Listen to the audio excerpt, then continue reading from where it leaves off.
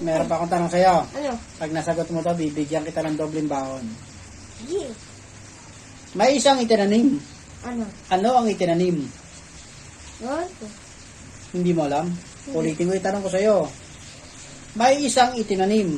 Ano ang itinanim? Iwan ko. Hindi mo pa rin alam. Pag ito nasagot mo, bibigyan kita ng tripleng baon. May isang itinanim. Ano ang itinanim? Ano? Ewan ko. Ikaw. May isang itinanim. Anong itinanim? May isang. Wala. Ikaw ba ano? Mais! Mais! Oh, di ba? Mais ang itinanim. Anong itinanim?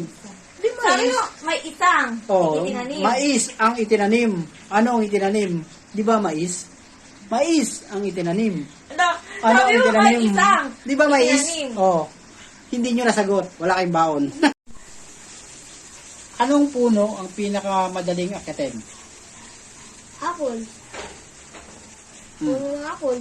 Anong puno ang pinakamadaling akitin? Katen? Hmm. Ano? Puno ang madaling. Katen? Hmm. Ano? Ano? Anong puno ang pinakamadaling akitin? Puno ng alatris. May mas madali pa ron. Saging. May mas madali pa ron. Kalamansi. May mas madali pa ron. Ano? Sile. Anong puno ang pinakamadaling akyatin? Sile. Pinakit mo yun. Hindi niya talaga masagot. May hina talaga ang utak niya. Hindi yung puno nakatumba.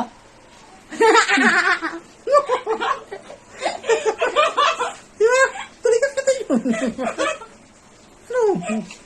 Wala. May hina ang utak niya sa mga bata. Halika rito. May tanong ko sa'yo. Mat to. Mat. Mat. Pag hindi mo nasagot to, hindi kita bate. Ano ko yan? Mga baon. Ano ko? Madali lang itatanong ko sa'yo. Ay ako? Madali lang itatanong ko. Ano ko nga? Ano? 1 plus 1. 2. 2 plus 2. 4. How many minus? Oh. Wala kang baon bukas dahil hindi mo nasagot ang aking tanong. Ang sagot ay 1. Alam mo kung bakit? Bakit? Kasi isa lang ang aking ilong.